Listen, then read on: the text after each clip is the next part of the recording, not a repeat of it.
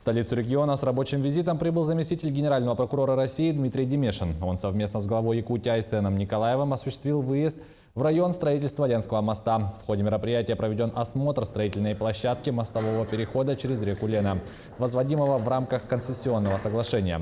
На площадке Дмитрием Демешиным с участвующими лицами обсуждены основные вопросы по строительству объекта, этапы исполнения плана графика строительных работ.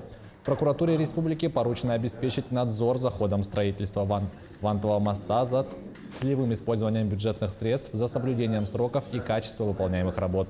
Мост повысит транспортную доступность для населения региона с 22% до 87%, что обеспечит экономию бюджетных средств до 4,1 миллиарда рублей ежегодно, выделяемых на северный завоз.